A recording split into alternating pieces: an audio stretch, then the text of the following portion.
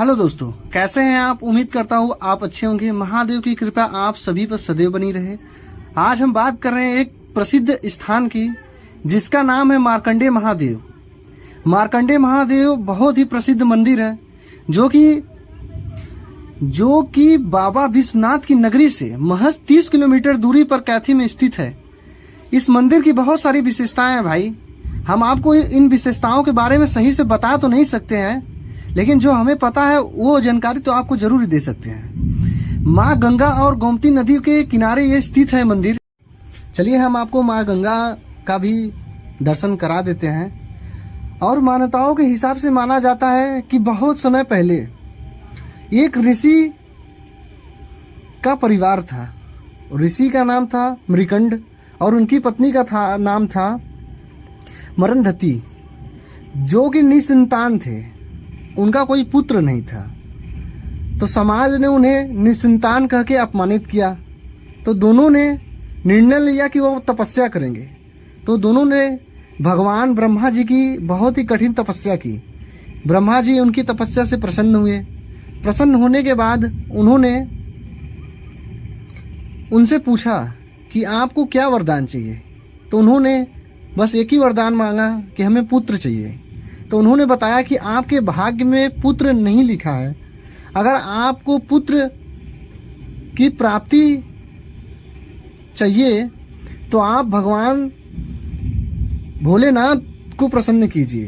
तो वो दोनों लोग फिर से भगवान शिव शंकर या भोलेनाथ की तपस्या में लीन हो गए। कई वर्ष बीत गया तपस्या करते करते।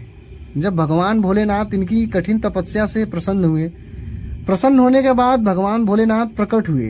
प्रकट होने के बाद उन्होंने दोनों लोगों से पूछा, आपकी इच्छा क्या है। तो दोनों लोगों ने बोला कि हमें एक पुत्र चाहिए। तो भगवान भोलेनाथ ने उन्हें वरदान दिया कि आपको पुत्र होगा। लेकिन उन्होंने एक बात और कही कि आपका पुत्र तो जरूर होगा, लेकिन 12 वर्ष की आयु तक ही वो जीवित रहेगा, उसके बाद उसका देहांत हो जाएगा। इस बात से तो उनको बहुत ही कष्ट हुआ, लेकिन पुत्र न होने के कारण वो ये बात मान गए। तब फिर जन्म हुआ उनको एक पुत्र का। उन्होंने उस पुत्र का नाम मार्कंडेय रखा। मार्कंडेय जब कुछ समय बाद बड़े हुए, बड़े होने के बाद जब उनको अपने अल्प आयु के बारे में पता चला, तो वो भगवान शिव शंकर की कठिन तपस्या करने लगे। तपस्या करते समय उनको पता ही नहीं चला कि हमारा 12 वर्ष कब बीत गया। 12 वर्ष बीतने के पश्चात जब यमराज जी आए मार्कंडेय महादेव जी का प्राण लेने के लिए, तब वो जिस शिवलिंग का तपस्या करते थे मार्कंडेय जी, उस शिवलिंग को बहुत ही तेजी से पकड़ लिया। पकड़ने के बाद यमराज जी की भी हिम्मत न हुई कि उनके प्राण हर लिए।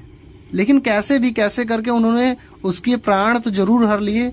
लेकिन इस कठिन तपस्या से प्रसन्न होकर भगवान भोलेनाथ प्रकट हुए और यमराज से बोला कि इनके प्राण आप लौटा दीजिए। तो यमराज जी ने मार्कंडेय जी का प्राण लौटा दिया। और इस कठिन तपस्या से प्रसन्न होने के बाद भोलेनाथ ने उनको एक वरदान दिया कि मेरे साथ आपकी भी पूजा होगी। तभी से इस मंदिर का नाम पड़ गया मार्कंडेय महादेव। ये मंदिर बहुत ही विशेषताओं से पूर्ण है भाई। इस मंदिर के अंदर यमराज भी प्रवेश नहीं कर सकते, ऐसा लिखा है इस मंदिर पर। तो हमने इस मंदिर के बारे में जाना और हमें जो भी जानकारी थी हमने आपको बताया। चलिए कराते हैं मार्कंडेय महादेव जी का दर्शन। थोड़ा भीड़ होने के कारण हम दर्शन सही से नहीं कर पा रहे हैं, लेकिन आपको हम उनका दर्शन जरूर कराएंगे। थोड़ा तो प्रतीक्षा करना पड़ेगा। आप देख सकते हैं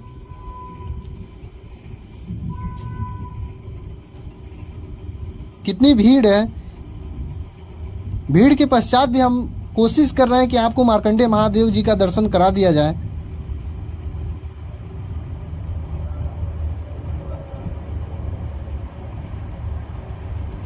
यहाँ पे मार्कंडेय महादेव जी विराजित हैं और बगल में अश्व धातु का शिवलिंग भी इनके बगल में है। और यहाँ पे हमारे प्रभु श्री बजरंगबली जी की भी मूर्ति स्थापित है। अगर भाई वीडियो थोड़ी सी भी अच्छी लगी हो तो वीडियो को लाइक ज़रूर करें और हमारे चैनल को सब्सक्राइब करें और